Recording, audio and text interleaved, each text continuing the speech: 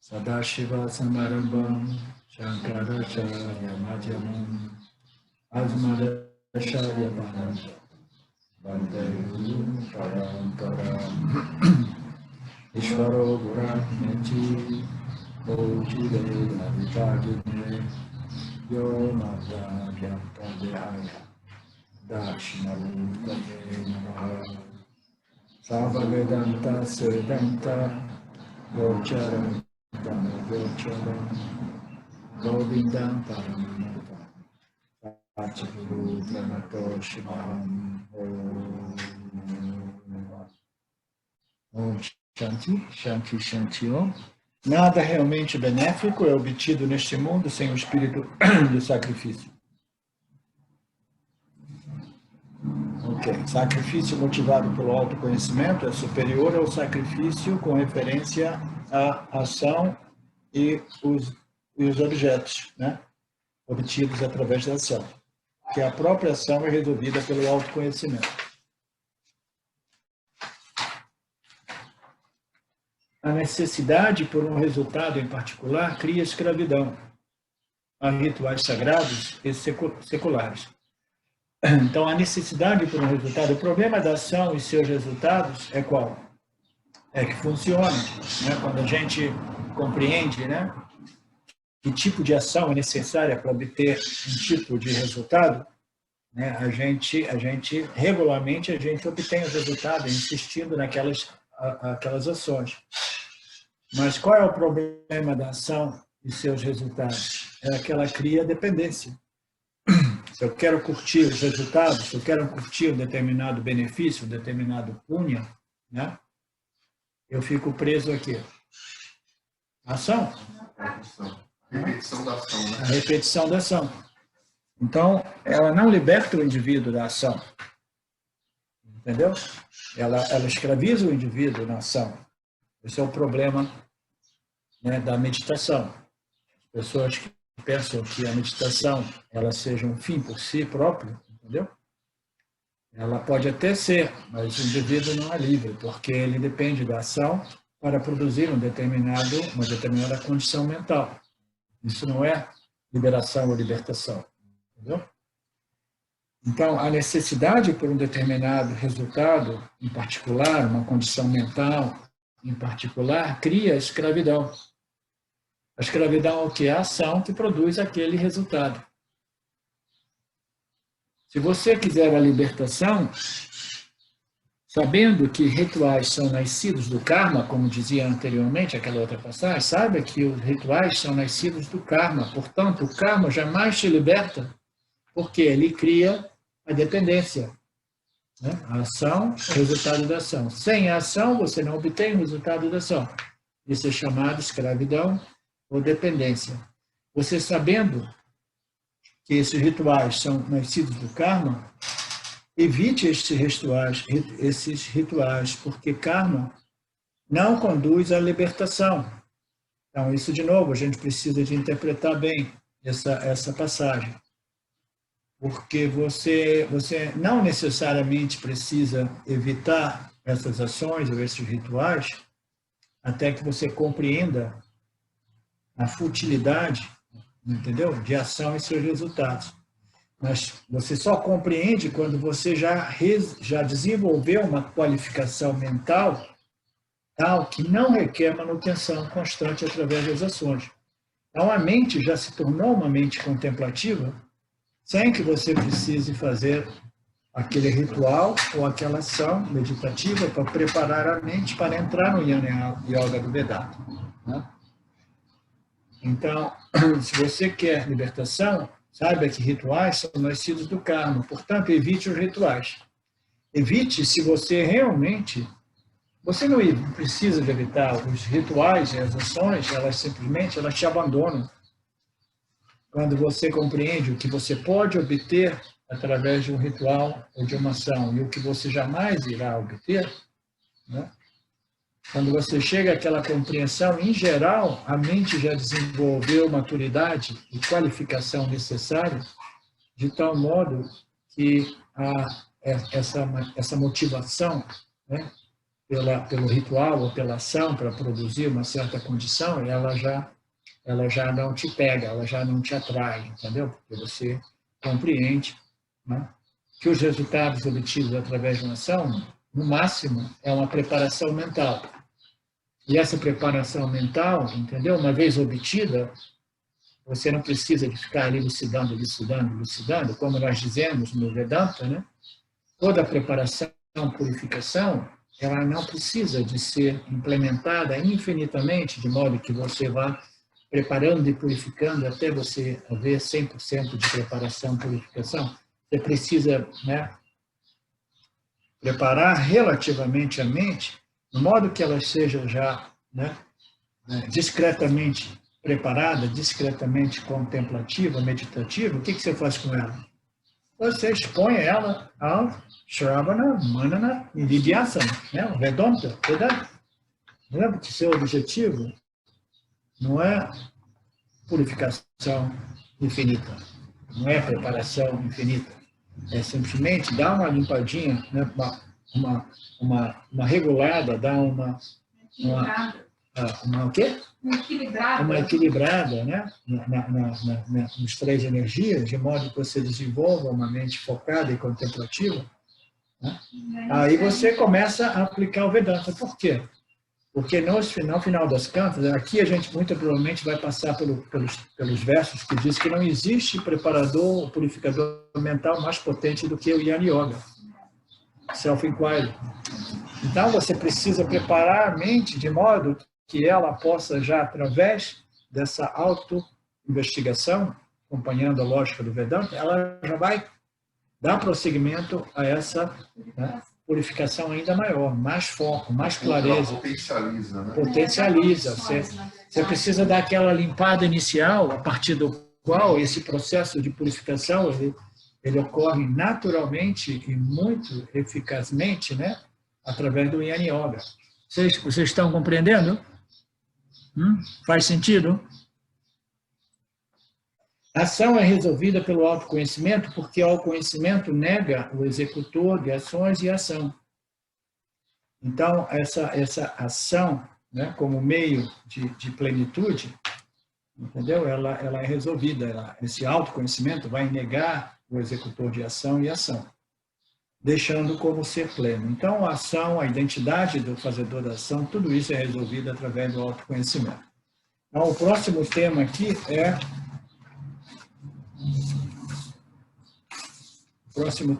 o valor do autoconhecimento. Alguém tem dúvida a respeito do valor do autoconhecimento? Eu espero que não, né? Porque senão nós não estaríamos ainda aqui insistentemente, né? Eu não consigo assimilar bem esse último sobre a escravidão dos rituais, né? Eu entendi, mas eu não consegui assimilar direito. Repete, Miriam, o que você não conseguiu compreender direito? Sobre os rituais, a escravidão, porque eu entendi que são nascidos do karma e tudo mais. Sim. Mas, então, assim, de uma certa forma, eu acho melhor fazer os rituais do que não fazer nada, né? Mas como a pessoa pode chegar a esse entendimento de não depender mais desses rituais, entendeu? Não sei se eu... Então, todas essas ações ritualísticas, todos os pujas, né? Todas as práticas, as sadhanas espirituais, né? Elas dependem de quê? Do karma, da ação, né? E a ação, por melhor que seja, ela é sempre limitada, ela jamais vai produzir um resultado ilimitado, né? Então, qual é o objetivo de todo o karma ritualística, de todos os esforços, as práticas, as sadhanas espirituais, baseadas em ação, né? Seja ela ação física, mental ou verbal, como repetição de mantras, né? Todas essas práticas, elas servem o propósito de produzir um resultado limitado, porém necessário, que é a preparação mental.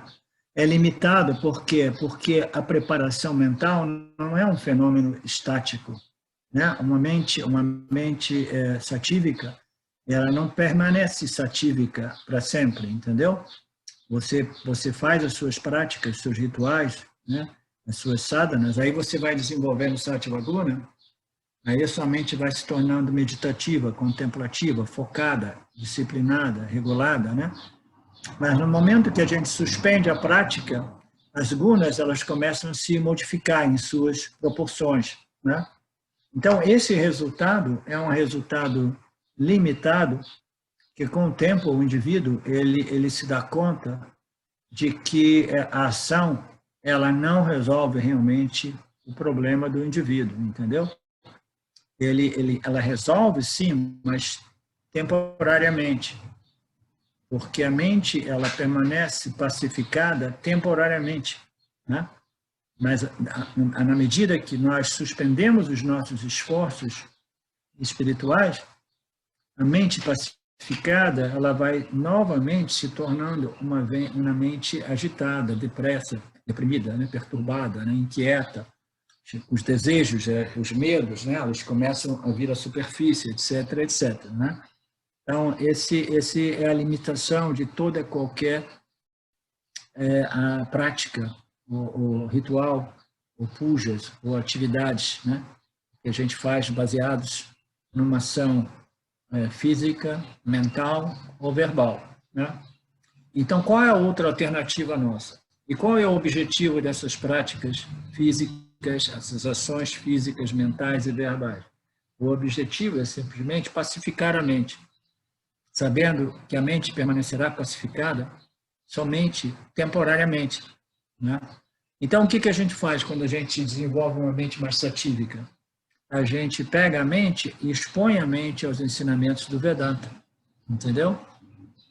Porque somente esses ensinamentos do Vedanta, eles promovem ainda mais Sattva Guna, na medida que eles começam a abordar a raiz, a causa, a raiz do nosso problema, entendeu? Que é essa ignorância espiritual, a ignorância a respeito das leis que governam o Mithya e a ignorância a respeito da real natureza, né, não dual do ser que nós somos, né? Então, essa ignorância ela precisa ser abordada de modo que uma mente que foi pacificada através da yoga, ela possa ser, né, posteriormente pacificada através do jnana, através da compreensão da causa raiz da problemática humana que causa essas perturbações mentais e emocionais, entendeu? Então, a gente prepara a mente um pouquinho e depois o que a gente faz com ela? A gente simplesmente aplica o Vedanta nela, porque o Vedanta, sim, ele vai possibilitar uma aceleração nesse processo de preparação, de purificação, de estabilização, né? De sattva, de um ambiente mais mental, mais satívico. Ele é muito mais rapidamente desenvolvido, mas ele precisa de uma base. Entendeu, menino? Se você pega um indivíduo cuja mente é extremamente extrovertida, rajásica, sem foco, né? Uma mente dispersa, né? Uma mente sem muita discriminação, né? Uma mente que nem consegue meditar, nem consegue ficar parada e concentrar num mantra que seja, num ponto de referência, de foco, né? Uma mente como essa é uma mente totalmente incapaz de contemplar nesses ensinamentos dos Upanishads, né? Como apresentados nas escrituras com a ajuda do professor, até mesmo, entendeu? Ela não tem a capacidade, né? Então, o que essa mente precisa? Ela precisa de pujas, ela precisa de práticas baseadas na ação. E existem pessoas que chegam no Vedanta e se associam, né, com o Vedanta Brasil e elas se sentem frustradas depois de um tempo porque elas percebem que elas não estão conseguindo assimilar, né, e compreender esses ensinamentos. Elas percebem que elas não estão progredindo, né? E às vezes elas começam a reclamar um pouco, né? E o que ocorre é que essas pessoas, muito frequentemente, eu digo para algumas delas, eu disse no passado, que o Karma Yoga, nem mesmo o Karma Yoga vai te ajudar, porque sua mente ela está muito impura ainda, entendeu? Então, você precisa fazer atividades físicas, talvez. Quando ela é muito impura, quase sempre ela é muito tamásica também, entendeu? Então, o indivíduo tem que fazer mais atividades físicas para quebrar a inércia do tamas, né? Então, se ela é um indivíduo muito rajásico, ela precisa de fazer outras práticas, né? Práticas tipo rituais mesmo, entendeu? Até mesmo repetição de mantras. Eu tenho um amigo lá em São Paulo que eu conheci recentemente, tem muita energia, muito rajasa, e ele agora ele tá fazendo a meditação de repetição de mantras, entendeu? Porque isso ajuda a reduzir essa agitação, né? Que é a característica de uma mente muito ativa, muito rajásica. Você foca ela na repetição de um mantra, compreendendo o significado desse mantra, entendeu? E aquilo vai resolvendo a mente. Mas o que acontece? Resolve a mente por um período de tempo. Depois a mente volta à sua condição original, entendeu? Mais rajásica, no caso, né? Então, todas essas práticas, elas precisam ser complementadas por Jnana Yoga, entendeu? Porque senão a gente pacifica a mente e a mente, de novo, ela se torna perturbada. A gente pacifica a mente, ela se torna perturbada. E, em geral, a gente chega no Vedanta quando a gente cansa desse processo, entendeu? De conseguir essas pacificações mentais temporárias que duram pouco, né?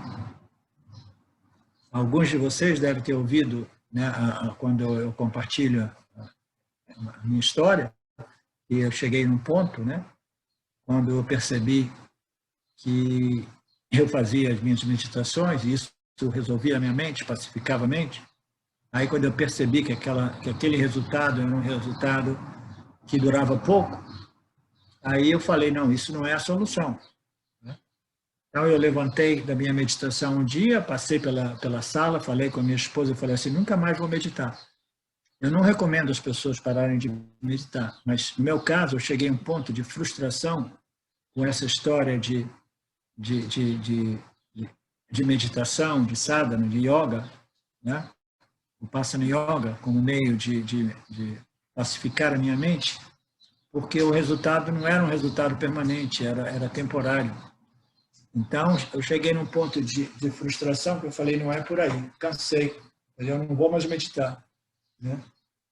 Aí, né, o próximo passo foi mais ou menos encontrar o Vedanta, entendeu? Porque quando eu vi que a ação, né, a resolução da mente através da yoga, ela produz uma pacificação temporária, aí, quando você chega àquele ponto de frustração e até mesmo desespero, aí Ishvara fala assim, pô, vou dar uma ajuda a esses caras e vou apresentar a eles as escrituras do Vedanta, porque agora ele está pronto, ele cansou de querer resolver a mente através do yoga, né?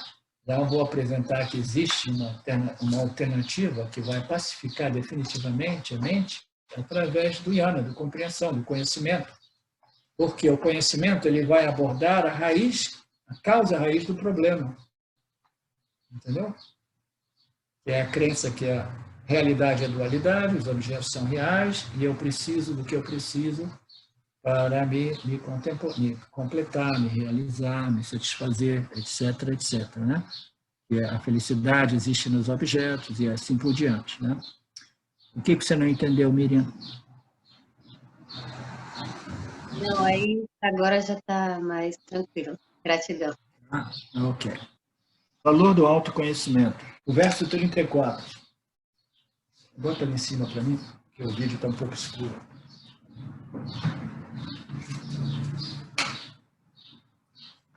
O verso 34. Realize o ser pleno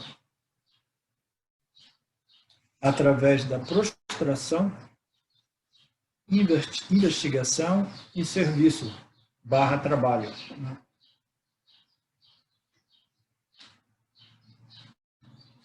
Então, qual é o significado? Vocês que gostam da língua, das palavras em português, qual é o significado da palavra prostração em português? Prostração é você, quase uma reverência. Uma reverência, é se render, né? Se render, se entregar. Se entregar, se render, se prostrar. É uma rendição. É. Realize o ser pleno através da rendição ou da entrega A entrega que é a entrega a essa investigação, a entrega, né, à compreensão, à contemplação, né? Você se dedica a essa contemplação, né? Esse esforço intelectual de contemplação e reflexão sobre esses ensinamentos. Tá? Então, você somente realiza o ser pleno através dessa entrega, dessa dedicação à investigação e ao trabalho. Trabalho, serviço, trabalho significa, entendeu? Você realmente, né? Você fazer o seu trabalho de casa, né? O dever de casa, né? É uma das coisas que as pessoas não gostam a respeito do Vedanta, e eu vi isso claramente nesse último seminário que eu fiz em São Paulo, é que a maioria das pessoas, elas são inclinadas a crer que elas fazem um seminário de 8 dias e aí elas estão graduadas, elas recebem um certificado, né? E todo mundo agora, não, agora eu já sei o que é Vedanta, eu fiz o curso do Vedanta, né? Então leva um pouco de tempo para as pessoas compreenderem que você só vai realmente, né, internalizar e integrar e transformar a sua personalidade, né, através desses conhecimentos, se você fizer muito trabalho, se você fizer, né, esse trabalho persistente, consistente, né, de novo, né, como a Betânia tem feito nos últimos 1 ano e meio, né, como a Rutinha tem feito nos últimos 5 anos, alguma coisa. Então, requer muita dedicação e trabalho mesmo, né? Não é uma coisa que você simplesmente alcança academicamente através de um curso. O Vedanta não é sobre o Vedanta, como muito frequentemente nós dizemos. O Vedanta é sobre nós, sobre eu, sobre você. Entendeu? O Vedanta está falando de nós, né? Falando sobre a nossa experiência mal examinada, indevidamente examinada, e nos convida a examinar e reexaminar as nossas experiências, né? Não devidamente compreendidas, até que a gente compreenda que essa convicção de conhecimento errôneo, equivocado, de que eu sou o corpo, né? É uma ficção, é uma ilusão, né? Na verdade, essa é uma convicção totalmente baseada, fundada em ignorância. Entendeu? Então, esse é o trabalho de constância, dedicação, persistência, né?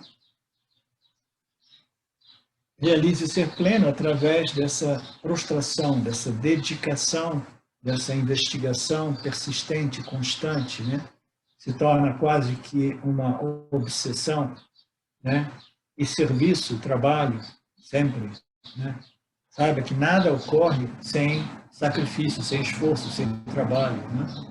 Nada ocorre de graça, ninguém ganha nada de graça, né? Tudo na vida há um preço, né? E o preço é o sacrifício de todos esses prazeres sansáricos que a vida nos oferece, né? A gente precisa sacrificar todas essas atividades que visam obter aqueles momentinhos aqui e ali de ananta, né? Aqueles prazeres momentâneos, aquilo ali precisa ser gradualmente sacrificado, né? Então, putz, eu não vou poder sair, não vou poder pular da montanha da Gávea, não vou poder ir aqui, porque eu vou passar esse final de semana estudando Vedanta, entendeu? É o preço. Você quer uma resolução, né, mais efetiva, mais definitiva, né? Você tem que abrir mão desses pequenos anantas. Na verdade, existem algumas passagens nos Upanishads que digam esses anantas pequenos obtidos através de ações e seus resultados, eles extrovertem a mente e obscuram, né, do intelecto o fato de que esse ananta está sendo originado da nossa real essência, do nosso ser. Eles vão obscurecer, entendeu? A fonte desse ananta, entendeu? Que você vai obtendo essas anantazinhas aqui e ali, e a mente permanece extrovertida, e ela simplesmente ela se distrai, ela não percebe que aquele ananta ela é originato dela mesma, né? Professor, Fala alto. eu lembrei que, às vezes, quando a gente entra em contato com o Vedanta e aí com esses textos que falam da disciplina e dessa dedicação, né? E, talvez alguém que entre e pense assim, nossa, mas isso é tão difícil, né? E aí, só que na nossa vida, né, eu tive essa experiência, por exemplo, você se dedica a cada coisa que você fala, meu Deus do céu. Então, por exemplo, né, me dediquei 9 anos numa relação muito louca, meio doentia, assim. Mas me dediquei e estava ali firme todo dia. Nossa, então, peraí, o Giva, né, essa pessoa, tem, de certa maneira, essa energia para se dedicar, né? E aí, às vezes, a gente acha que, puxa, só que é muito sacrifício, mas se a gente perceber, né, no que a gente tem se dedicado... Vocês ouviram a colocação da Betânia? Muito, muito, muito legal, né? A gente pensa, putz, onde é que eu vou encontrar energia para tanta dedicação, tanto trabalho, tanto esforço, né? Ela está dizendo assim, putz, até agora na minha vida eu estava colocando toda a minha energia, todo o meu esforço, né? Todo o meu sacrifício para obter coisas que realmente não me preenchiam, né? Então, a minha energia, ela é mais do que suficiente. Então, eu tenho energia, né, para dar e vender, e eu posso, né, investir uma boa parte dessa energia nessa busca que realmente, né, tem o potencial de preencher, né, esse vazio, né, que existe dentro do jiva humano, né? Então, nós temos a energia, né, e essa dedicação nós a conhecemos porque até então nós fomos dedicados ao quê? Nós éramos dedicados aos objetos do mundo, né? Eu quero isso, eu quero aquilo, eu quero um relacionamento, né? Eu preciso manter esse relacionamento, manter o meu trabalho. Então, todos esses objetos de experiência, né? Muito legal, Betânia.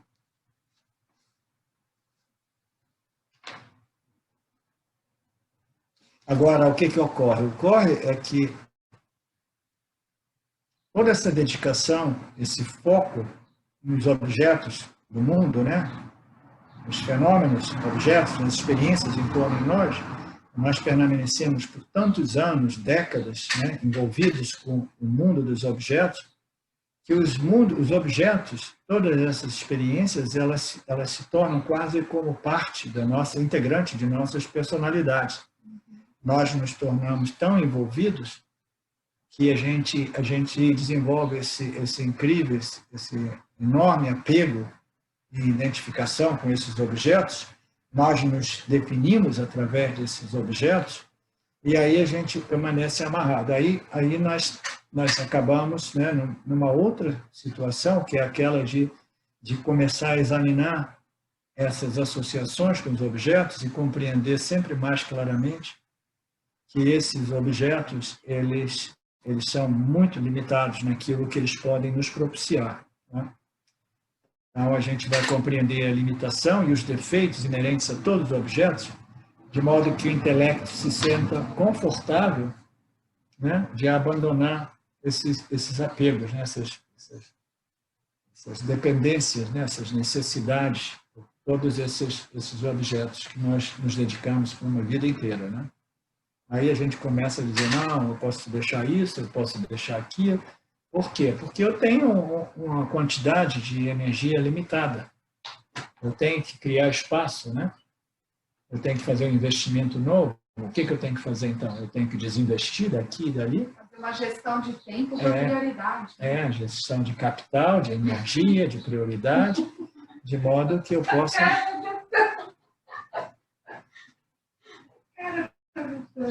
É verdade, gestão de tempo, né? Não, me dediquei 20 anos à gestão de tempo, né, no meu trabalho. Por que não pensar nisso? Mais do que o seu trabalho, né? Não se arrependa de nada. Não, claro que não. Então é isso. A gente tem que priorizar e optimizar os nossos tempos, né? nas nossas energias e canalizar isso, né, nesse objeto de conhecimento, que não é um objeto, mas que... Eu costumo falar uma frase, nunca falei, mas vou dividir. Colocar as batidas do seu coração em algo que realmente é importante, porque o tempo, mas as batidas do seu coração, quer dizer, quando, né, o tempo de vida. Sim, bacana. São as batidas do coração, é uma unidade de medida temporal muito única, muito legal. Quantas batidas será que deu? Dependendo do batimento cardíaco de cada um de nós. Né? Então, eu tenho que saber que eu tenho um número de batidas limitado e eu tenho que dedicar, né, essas batidas, né, para aquilo que realmente é valioso. Né? Prostrar é manter uma mente aberta e submeter às escrituras vedantinas. É uma apreciação do valor do autoconhecimento. Né? Então, essa dedicação, né, essa prostração, ela depende de um valor que nós desenvolvemos para o autoconhecimento. A gente só se dedica, né, para aquilo que a gente realmente valoriza. Mas eu percebi que é naturalmente desenvolvido esse valor, né? É gradual, é natural. Não é um esforço, eu preciso fazer. É natural, né? É a diferença, né, da compreensão e da disciplina. Se você disser, se você tem que ter um valor pelo autoconhecimento, aí já não funciona. Então, desenvolver um valor somente é possível através dessa gradual compreensão dos defeitos, limitações inerentes aos objetos de experiência, e examinando nossa experiência e constatando que a única coisa realmente de valor é o conhecimento. Considera aí as cais de fichas, vai ter umas fichinhas. Vai caindo as fichas e a gente vai desenvolvendo essa apreciação, essa confiança nas escrituras, a confiança no professor, a confiança, né, no Vedanta, no valor do autoconhecimento. É uma apreciação do valor do autoconhecimento que é acima e além do conhecimento. O valor do autoconhecimento é acima, não é a questão do conhecimento por si, do Vedanta, né? É o valor por aquilo que é a minha natureza livre, né? É a minha natureza plena.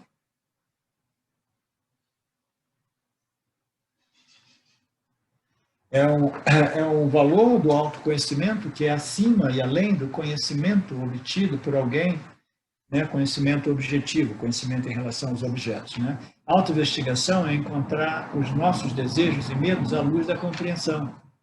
É isso aqui que muitas pessoas no mundo, né? No mundo dos escolas, né? Dos estudiosos, pânditos, acadêmicos, das filosofias, né? Vedânticas, etc., eles não compreendem. Né? A autoinvestigação é encontrar, mergulhar nos nossos gostos e desgostos, nos nossos desejos e medos, né? Mergulhar em tudo isso, né? À luz desses conhecimentos do Vedanta. O conhecimento do Vedanta, eles vão iluminar, né, todas essas ignorâncias, né? Os nossos desejos e medos, né? São as nossas ignorâncias. Né? A ideia de que alguma coisa é necessária para que eu possa realmente, né, me resolver é uma ignorância. Né? A ideia de que eu preciso de me libertar, me livrar de alguma coisa para me completar é uma outra forma de ignorância. Por quê? Porque a realidade é que nós já somos completos. Né? Então, tudo isso nós precisamos de mergulhar, não é estudar academicamente e compreender. Não, eu quero compreender a minha ignorância. Eu tenho que jogar luz na minha ignorância, de modo que essa luz do conhecimento possa remover, cancelar ou neutralizar essa ignorância que me opera, né? Constantemente. Né? Então, é um laboratório. É um trabalho, do ponto de vista prático, né? É um laboratório, uma constante aplicação desse conhecimento que é um elemento prático mesmo, né? Mas não é prático do ponto de vista físico, né? Mas é do ponto de vista contemplativo, né? De análise, de observação, né? Das nossas respostas, das nossas reações, do modo qual nós, né, lidamos com as circunstâncias do campo, etc. Então, tudo isso é a autoinvestigação proposta pelo Vedanta. É revelar e encontrar e cancelar os nossos desejos e medos à luz da compreensão.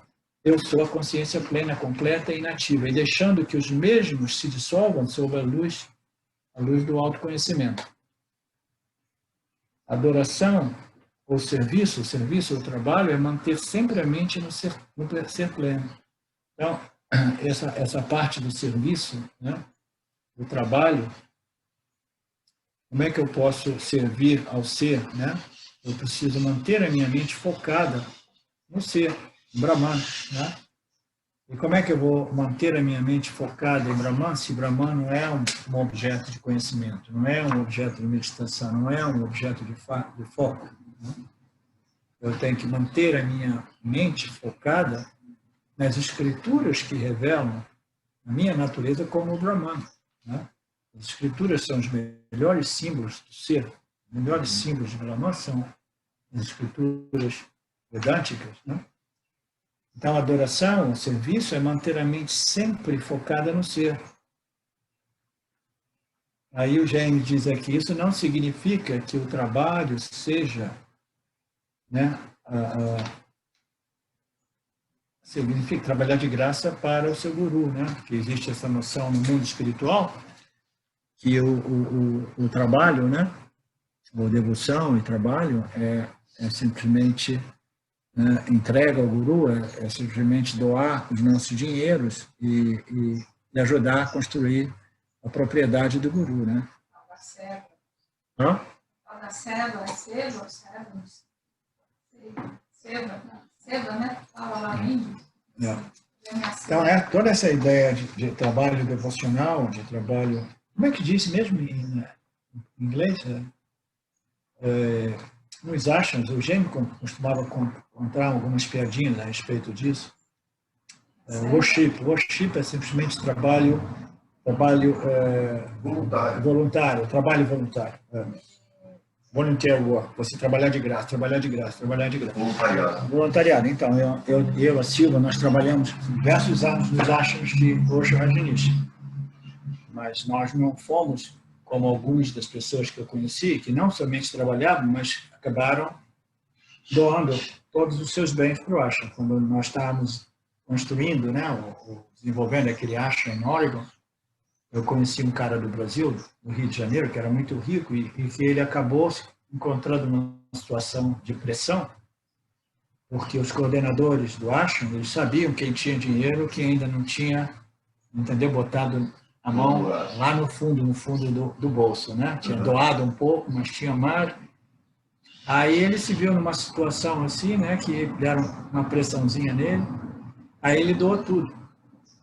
Aí depois de um ano, mais ou menos, a comunidade foi destruída. A comunidade lá era o sonho de todos nós, de viver uma vida numa comunidade alternativa, né? Em meio a milhares de pessoas de todas as culturas, partes do mundo, unidas, né, nessa devoção ao guru e aquela energia, né, aquele campo, né? Imagina o cara, ele doa tudo, aí a comuna foi destruída pelo governo do Reagan, né? E o cara acabou, a minha iluminação foi para o Beleléu e as minhas reservas econômicas também. Eu doei todos os meus milhões. O guru foi embora. O guru voou, foi embora. Depois o guru morreu e, de repente, talvez vai estar trabalhando, né, num desses lugares que você falou, nos seus tios acabaram, né, muito pobres, né? Então, a gente nunca sabe, é tudo passado, né? A gente nunca sabe as voltas da vida, as lições das vidas, né? Muitas dessas lições são duras, né?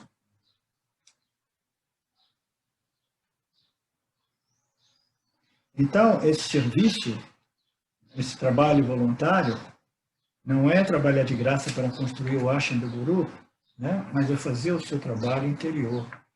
O melhor serviço que nós podemos prestar ao Guru é a nossa dedicação ao nosso autoconhecimento. Não tem nada que satisfaça o Guru mais do que um estudante dedicado e maduro, entendeu? Realmente sério.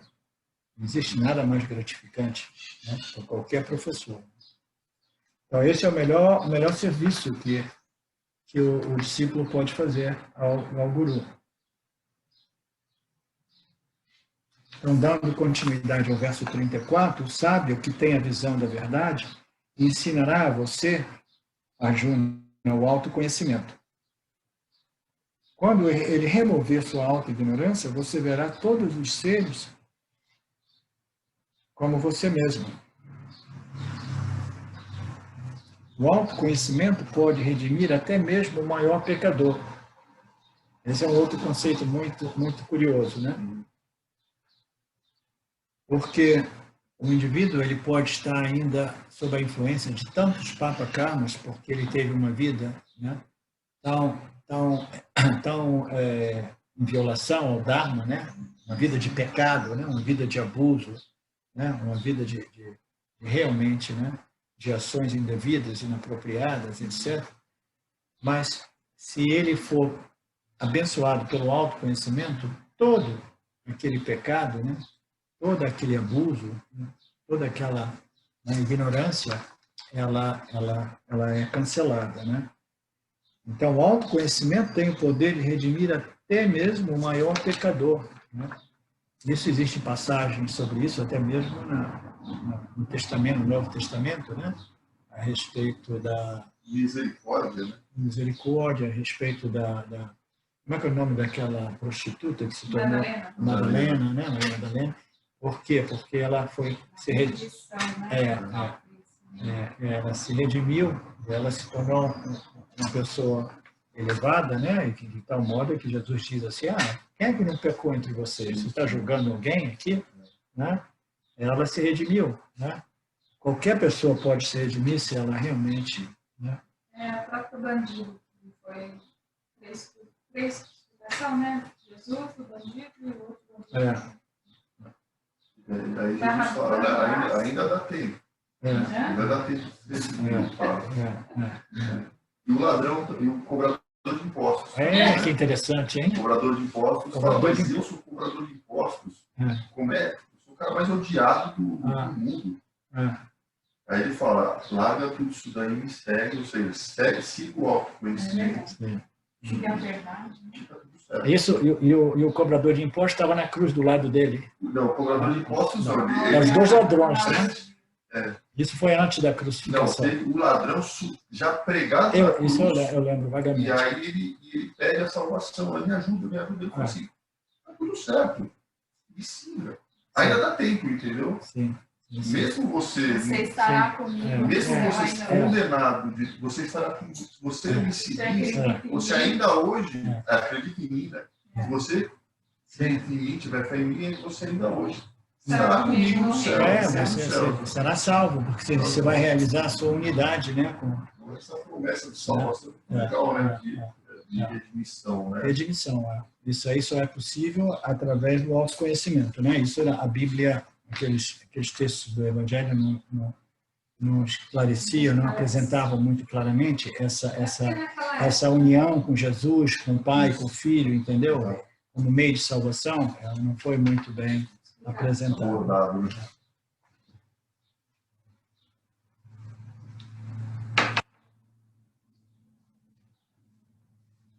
O sábio que tem a visão da verdade ensinará a você o autoconhecimento. O sábio, simplesmente, ele vai desdobrar os ensinamentos, né, de Ishvara, né, que revelam esse autoconhecimento, né, essa natureza, esse conhecimento a respeito da natureza do Jiva, né? Ele vai desdobrar esses ensinamentos. Os ensinamentos pertencem a Ishvara, o professor ele vai desdobrar os ensinamentos. E aqui diz, quando ele remover a sua ignorância, então cabe uma ressalta, porque nenhum professor remove a ignorância de ninguém, né? Então, cada um de nós precisamos remover as nossas próprias ignorâncias, né? O professor pode dar uma mão, pode dar uma ajuda, pode ajudar a nós compreendermos, né, o real significado desses versos dos Upanishads. Ele pode nos ajudar a resolver as nossas dúvidas, as nossas questões, as nossas suspícias, né, as nossas faltas de confiança na escritura. Ele pode nos encorajar, nos motivar, né, nos inspirar a continuar essa busca, né?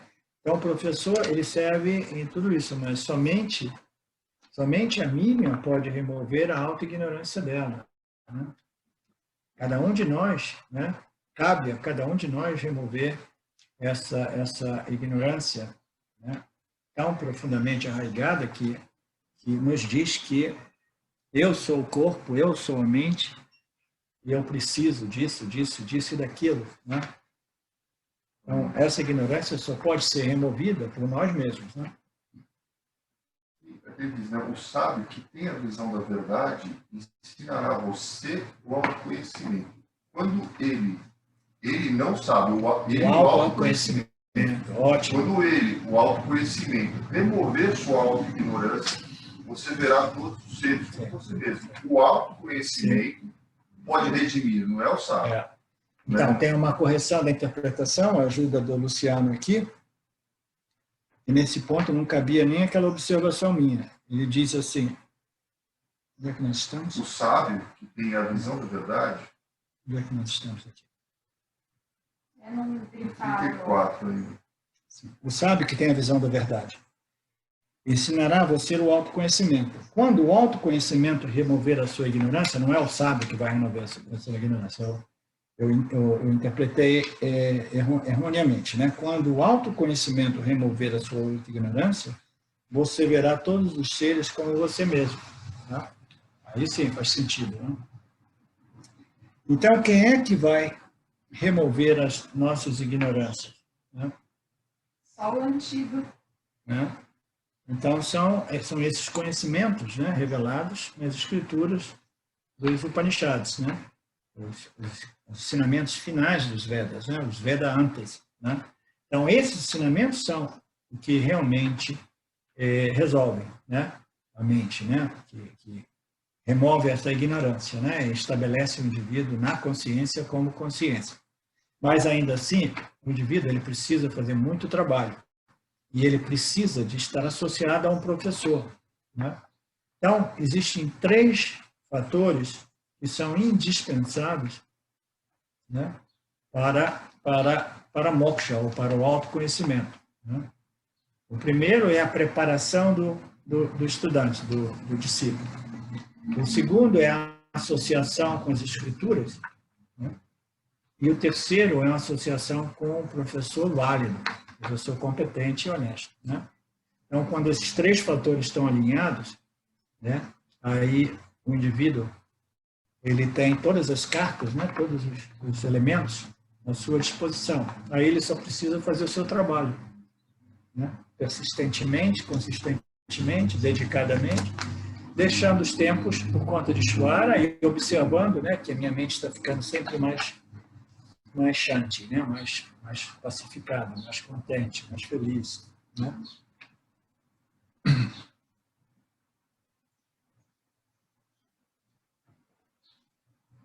Um pecador é alguém que não segue o Dharma. Né? Então, aqueles violadores do Dharma, o pecado é uma ignorância. Né? Pecar é simplesmente errar o alvo. Né? O significado do pecado. Então, é você interpretar erroneamente, né, equivocadamente as coisas, né? E você assume o adharma como Dharma e o Dharma como Adharma. Essa discriminação básica entre o Dharma e Adharma, o que é justo e apropriado e o que é injusto e inapropriado, existe essa confusão, aí a gente peca, tá? A gente vacila, a gente apresenta respostas, né, não apropriadas, indevidas, etc. Né? Então, isso é o pecado, né? O pecado é simplesmente esse erro, né, de resposta, né? Porque o sofrimento é um grande motivador, pecadores frequentemente descobrem, realizam que eles são muito rapidamente, mas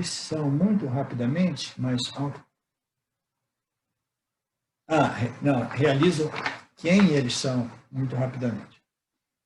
Porque o sofrimento é um grande motivador, as pessoas que não seguem o Dharma, o que é o significado implícito aqui? As pessoas que não seguem o Dharma, elas inevitavelmente incorrem em quê? Em sofrimento, né? E como o sofrimento é um grande motivador. Por que o sofrimento é um grande motivador? Porque é extremamente desconfortável. Quando a gente está sofrendo, imediatamente nós estamos dispostos, né, a dar a volta por cima, fazer alguma coisa, né, para remover aquele sentimento de dor, né, de sofrimento, né, de limitação. Né?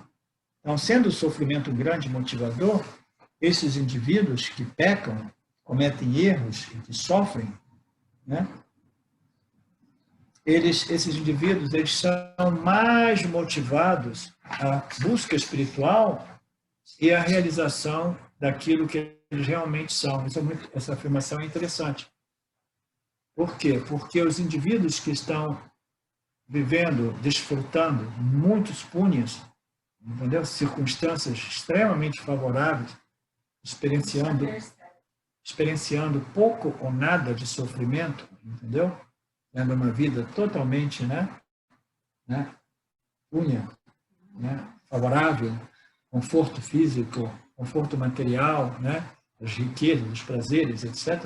A história de Buda é maravilhosa porque ele é uma exceção enorme. O que distingue Buda dos outros Mahatmas, é que ele abandonou todo aquele punha. Em geral, os indivíduos eles têm a tendência de abandonar o sofrimento e aí partir, entendeu? Para essa resolução final, que é a busca espiritual. Mas o Buda, ele abandonou a luxúria, o palácio, o conforto, os prazeres da vida. Esse é que tornou a história dele tão única. Então, isso é que está querendo dizer aqui. Frequentemente, os pecadores sofrem e realizam mais facilmente aquilo que eles são. Mas, em geral, o autoconhecimento é disponível para qualquer pessoa qualificada, seja ela uma pessoa curtindo muitos punhas ou uma pessoa sofrendo muitos papas. Em geral, o autoconhecimento é disponível a todos os indivíduos, os buscadores qualificados, os jivas qualificados.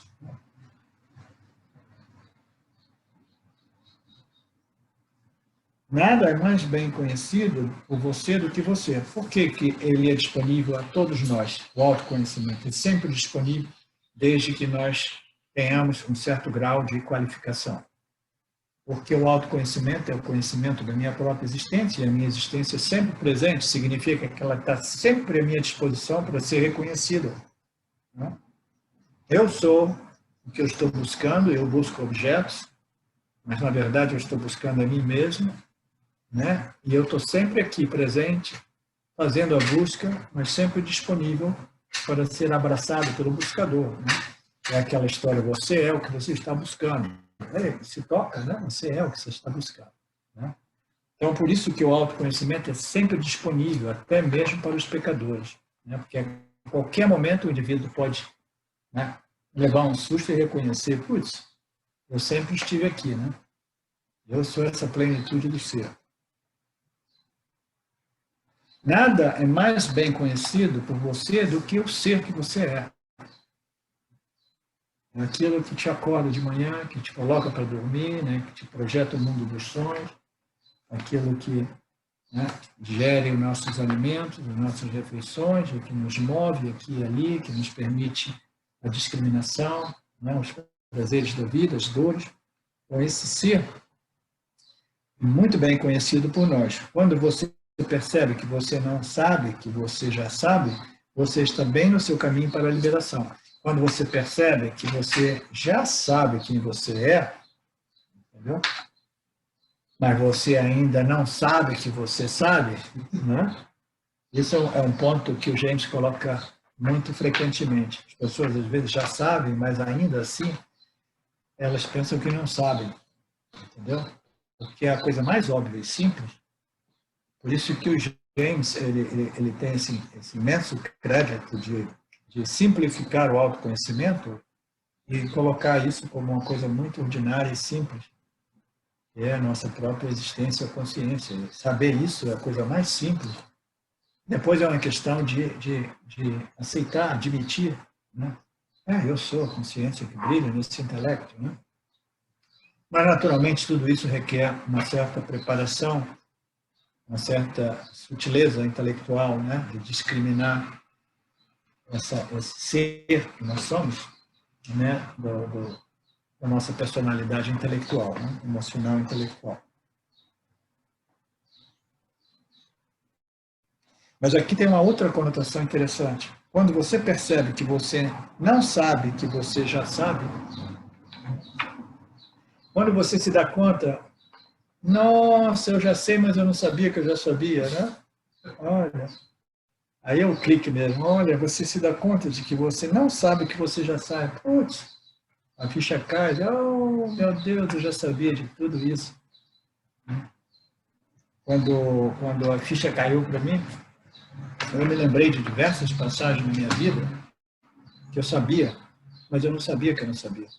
Período ali em Pune, nós fazíamos darshan com Osho Rajneesh todo dia de noite. Às vezes os satsangs eram muito profundos, criavam uma condição, né, mental, né, de total, né, consciência e presença, aquela paz, aquela plenitude, aquele contentamento, aquela satisfação. Quando a ficha caiu para mim, eu comecei a ter esse tipo de experiência, eu lembrei assim, putz, é a mesma condição que eu me encontrava antes, eu estava me experimentando como ser, e eu não sabia que eu estava me experimentando como ser. Né? Então, quando você se toca, que você já sabe, mas pensa que você não sabe, você está bem no seu caminho para o moksha. Né?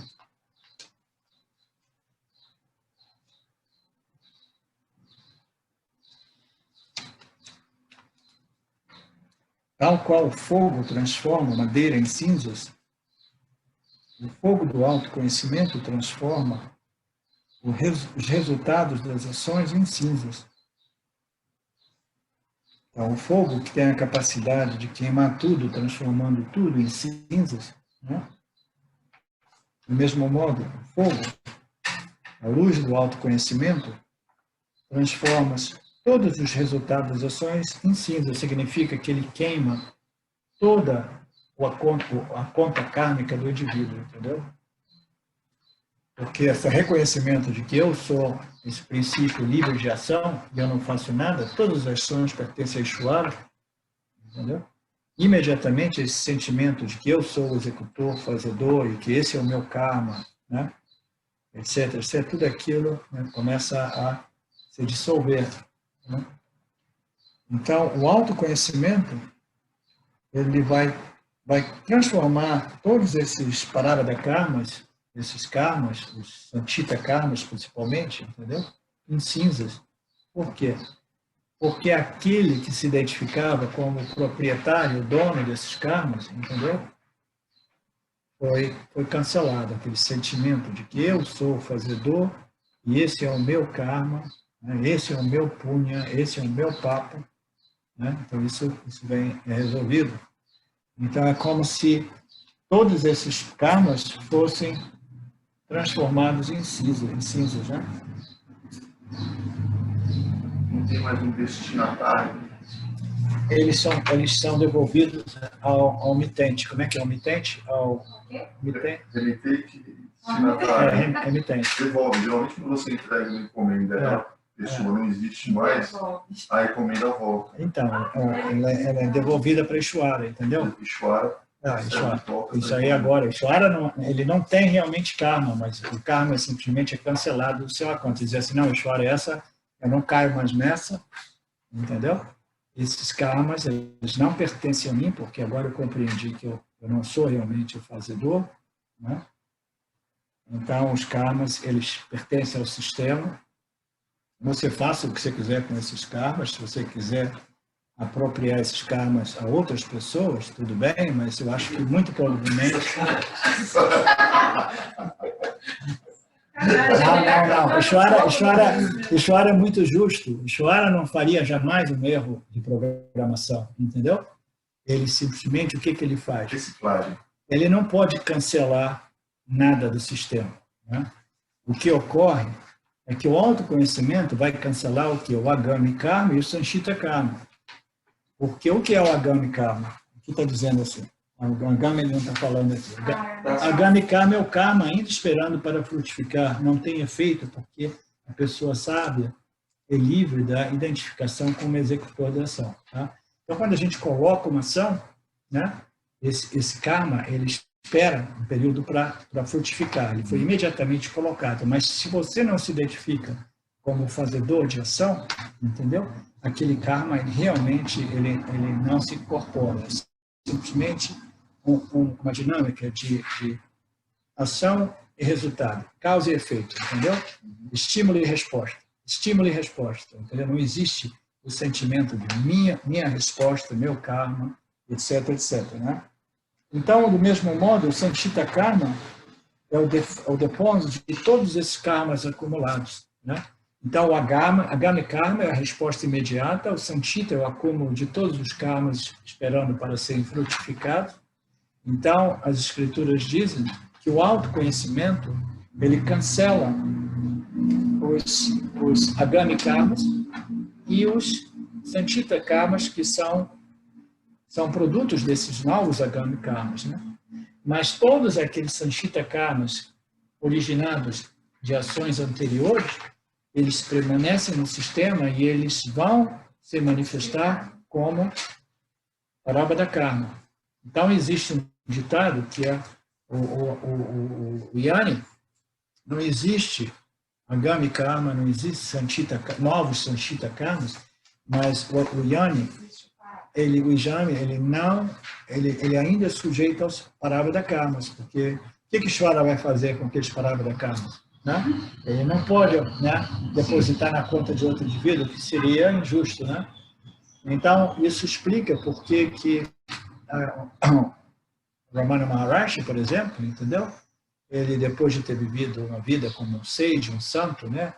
Pessoa radiante, linda, maravilhosa, ele acabou recebendo aquele Prarabdha Karma de um câncer. É como um resquício, né? Manifestar, né? Jesus foi crucificado, eu sei que não é mais Deus, mas pega isso daí, resolve esse problema. Não, é porque é parte da sua conta kármica, é por isso que se diz, existe somente Prarabdha Karma para o Yani. Por quê? Porque existem karmas que ainda estão frutificando, até mesmo de nascimentos anteriores, entendeu? Aqueles ali, eles vão se manifestar. E quem sabe, de repente, se ele não tiver tempo de se manifestar, talvez o Yani possa até nascer novamente, porque ele ainda existe, só para exaurir aqueles Prarabdha Karmas, entendeu? Que pode ser papa ou pode ser punha. Que pode ser papa, que pode ser punha. E não necessariamente é só papa, né? Mas essa é uma discussão que nos levaria numa outra, essa é uma discussão boa, hein? Porque qual é o risco de um Yani pergunta, né? Dá para dar uma palavra aí, Arlindo? Sim, quem é que está falando? O Eduardo? Eu, Eduardo. Diga aí.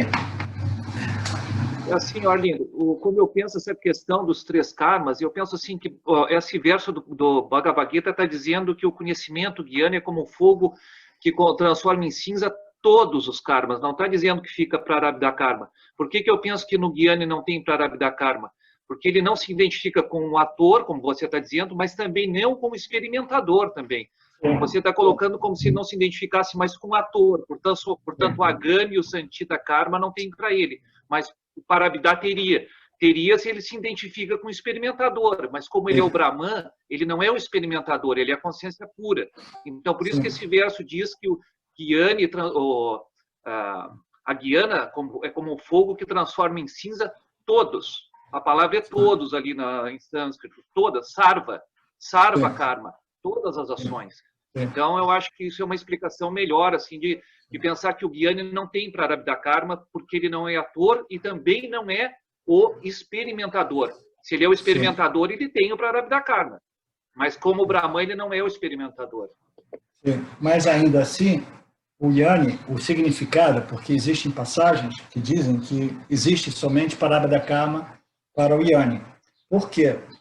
Porque o Yanni, muito embora ele não se identifique e diga, esse é o meu Parabada Karma, entendeu?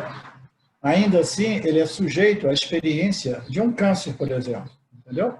A experiência de um câncer é inevitável, muito embora o Yanni não sofra o câncer do mesmo modo que o Ainyan sofre o câncer, entendeu? Do ponto de vista experiencial, aquela experiência é inevitável. Do ponto de vista das novas ações, essas novas ações, elas não incorrem em novas sanchitas, em novos parabas, porque a identificação com a ação é que produz o parabada karma, entendeu? A identificação com a ação. Então, se a identificação com a ação ela é destruída, ela é rompida, então essas ações elas não estão produzindo mais karma. Mas existe uma infinidade de outras ações que ainda assim estão produzindo, frutificando, manifestando como parabada karma. Mas eu, diversas vezes nos meus comentários, eu digo que até mesmo os parabada karmas, entendeu? Eles não são realmente dos yanis. Porque o Yanni jamais recebe aquela circunstância experiencial de vida, como um câncer, dizendo assim, esse é o meu parabada karma. Ele sabe que tudo aquilo pertence a Ishvara. Mas, ainda assim, a experiência de alguns resultados de ações, né, provenientes, né, do passado, de outras encarnações, elas ainda continuam se esgotando. Né? Diversas passagens, Eduardo diz, que diversas desses karmas, eles continuam se esgotando até que o karma do indivíduo, até que a sua associação com o corpo, né, seja totalmente cancelada. Né? Enquanto ele tiver um karma, essas manifestações de karmas passados continuarão a se apresentar, muito embora o relacionamento, Eduardo, do Yanni com essas circunstâncias seja totalmente diferente, entendeu? Porque ele sabe, não, eu sou Brahman, todo esse sistema aqui pertence a Ishvara, eu, quando coloco novas ações, eu não acredito que sejam minhas, eu não me sinto realmente o fazedor, o executor, portanto, eu não estou produzindo mais sanchitas, e os parabada karmas, muito embora sejam depositados nas minhas contas, eles não me afetam, porque eu sou que eu não sou o fazedor, e eu não sou o karta, e eu não sou o bhokta. O bhokta é aquele que recebe os resultados. Ele compreendeu que ele não é o karta, ele não é o bhokta, tudo isso pertence a Ishvara e pertence ao Jiva, a auto-ignorância, que ele pensa que ele é o fazedor e o recebedor dos resultados. Então, o Yanni ele está relativamente imune ou vacinado contra esses parabada karmas. Muito embora, do ponto de vista experiencial, ele possa experienciar esses resultados, entendeu? Sejam eles punhas ou papas, como disse a Betânia. Mas ele não se exalta com os punhos, que ainda frutificam, porque ele já não se identifica com aqueles punhos, e ele não se deprime com os papas, porque ele não se identifica com aqueles papas, ele compreende que é tudo parte desse sistema chamado Ishvara. Né? Como se fosse mais um objeto qualquer em Nietzsche. Né? Tem uma frase muito interessante que eu ouvi muito, a dor é inevitável, mas o sofrimento é opcional. A dor é evitável, o sofrimento é opcional, exatamente. Por exemplo, o Ramana Maharshi, quando ele estava para falecer, as pessoas que estavam em torno dele e as fotografias que eles tiraram, era nítido o sofrimento, a expressão de dor e sofrimento na face dele, no rosto dele, né? De muita dor, de muito sofrimento. A mesma coisa as fotografias em Sagadatta Maharaj, que faleceu também de um câncer horrível, muito doloroso, né? E esses são swamis que, naquele tempo, eles não queriam saber de morfina ou de nada disso, não. Ele falou assim, não, deixa o karma vir, entendeu? Eu tenho que sofrer, deixa eu sofrer, porque assim, pelo menos, eu vou... Né? É a dor, né? É a garantia que a coisa exauriu mesmo, entendeu? Porque a dor é inevitável, mas o sofrimento é diferente. O sofrimento é uma negação, né? Dizer assim, eu não quero isso, eu quero aquilo, etc, etc. O 39. Não, tem uma passagem ainda aqui muito interessante. Tem aqui aquela parte que eu tinha antecipado, dizendo assim, não existe purificador, equivalente ao autoconhecimento. Prepare a mente com atitude Karma Yoga e o autoconhecimento automaticamente surgirá nela. Então, o Karma Yoga, o Passana Yoga, serve ao propósito de preparar a mente.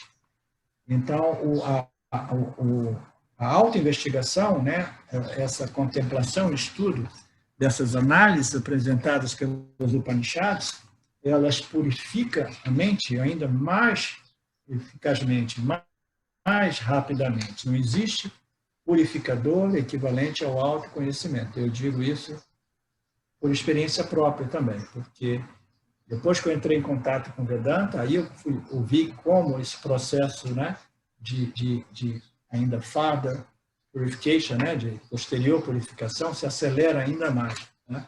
Por quê? Porque nós estamos constantemente, né, analisando esses conhecimentos que vão cancelando esses resíduos, resquícios de ignorância, que ainda são responsáveis por algumas impurezas, algumas insatisfações, etc., etc. Não existe purificador equivalente ao autoconhecimento, né?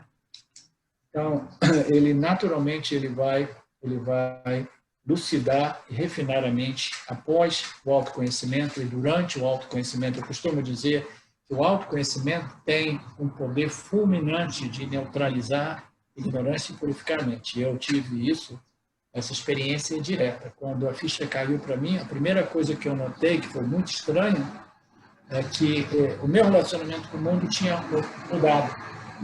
É como se a minha mente tivesse purificado instantaneamente, de tal modo que eu já não respondia emocionalmente, mentalmente, como eu respondia antes, entendeu?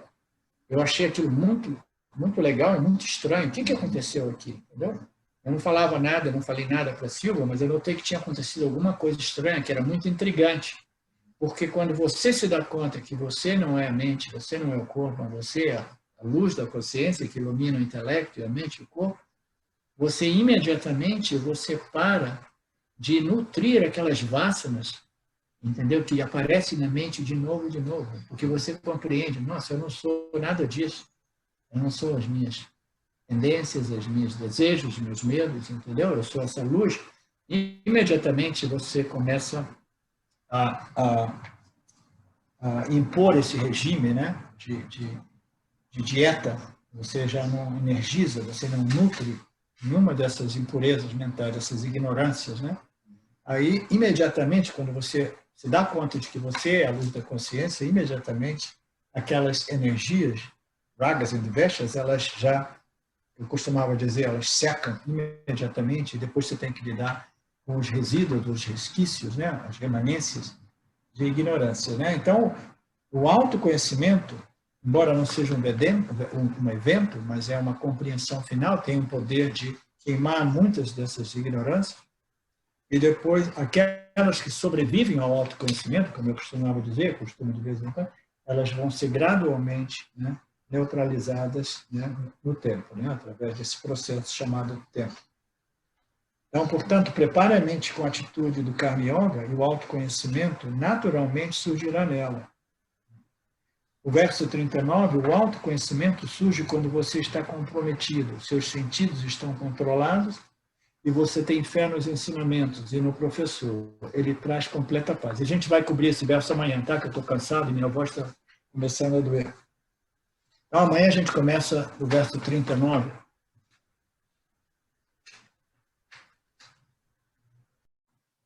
Om Purnamada Purnamidam Purnamudachyate Purnasya Purnamadaya Purnameva Vashishyate Om Shanti Shanti Shanti. Thank you, Lord. Thank you, Krishna, Narayana, Govinda. Thank you. Obrigado a todos. Obrigado, Ramji. Saudações. Eu quero aqui deixar um pequeno testemunho. Através do estudo do Vedanta, com os ensinamentos sendo esclarecidos especificamente pelo professor Arlindo Nagar, foram canceladas em mim algumas noções que eram relacionadas com a ideia que eu tinha a respeito de alcançar algo que representasse uma grande realização espiritual. Então o Vedanta fez com que, pela compreensão, a minha mente ela abandonasse o papel de buscador espiritual. E isso para mim foi um marco inicial para uma outra relação com o processo de desenvolvimento espiritual, do qual, saibamos disso bem ou mal, é um processo que fundamenta a vida de todos nós. E eu digo isso para estimular todos aqueles que chegam no Vedanta Brasil e entendem que podem se beneficiar da profunda imersão direcionada para o autoconhecimento que é promovida nesse grupo de estudos, que é um grupo que existe graças ao trabalho altruísta do professor Arlindo Nagar, suportado também pelo trabalho voluntário de pessoas que contribuem para a manutenção do grupo de diversas maneiras. E entre as várias formas de contribuir com esse trabalho, as contribuições regulares em dinheiro, elas são necessárias. Então, se você se beneficia do trabalho desenvolvido no Grupo de Estudos Vedanta Brasil, faça uma contribuição. Qualquer quantia é muito bem-vinda. As informações para transferências em dinheiro ficam disponíveis na seção Avisos do nosso grupo no Facebook e serão colocadas na descrição desse vídeo aqui também. Namaskaras.